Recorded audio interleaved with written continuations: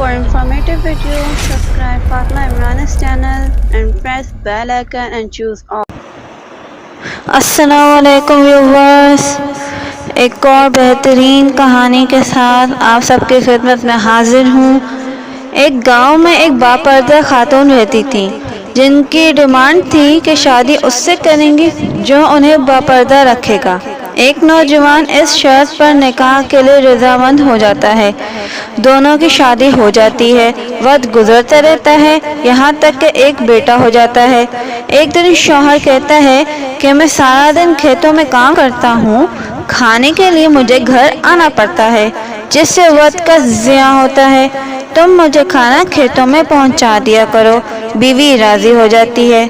وقت گزرتے گزرتے ایک اور بیٹا ہو جاتا ہے جس پر شوہر کہتا ہے کہ اب گزارا مشکل ہے، تمہیں میرے ساتھ کھیتوں میں ہاتھ بٹانا پڑے گا۔ یوں وہ باپردگی سے نیم پردے تک پہنچ جاتی ہے اور تیسرے بیٹے کی پیدائش پر اس کا شوہر مکمل بے پردگی تک لے آتا ہے۔ وقت گزرتا رہتا ہے یہاں تک کہ اولاد جوان ہو جاتی ہے۔ ایک دن یوں ہی بیٹھے بیٹھے شوہر ہنسنے لگتا ہے۔ بیوی سبب پوچھتی ہے تو کہتا ہے کہ بڑا تو پردہ کرتی تھی، آخرکار تیرا پردہ ختم ہو گیا، کیا فرق پڑا پردے اور بے پردگی کا؟ زندگی تو اب بھی ویسے ہی گزر رہی ہے۔ وہ بولتی ہے کہ تم ساتھ والے کمرے میں چھپ جاؤ، میں تمہیں پردے اور بے پردگی کا فرق سمجھاتی ہوں۔ شوہر کمرے میں چھپ جاتا ہے۔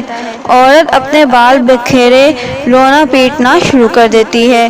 پہلے بڑا بیٹا آتا ہے، رونے کا سبب پوچھتا ہے، کہتی ہے تیرے باپ نے مارا ہے۔ بڑا بیٹا ماں کو سمجھاتا ہے کہ اگر مارا ہے تو کوئی بات نہیں، وہ آپ سے پیار بھی تو بہت کرتا ہے، آپ کا خیال بھی رکھتا ہے۔ وہ سمجھا بجھا کر چلا جاتا ہے۔ عورت پھر سے رونے کی ایکٹنگ کرتی ہے اور منجھلے بیٹے کو بلا کر بتاتی ہے کہ تیرے باپ نے مارا ہے۔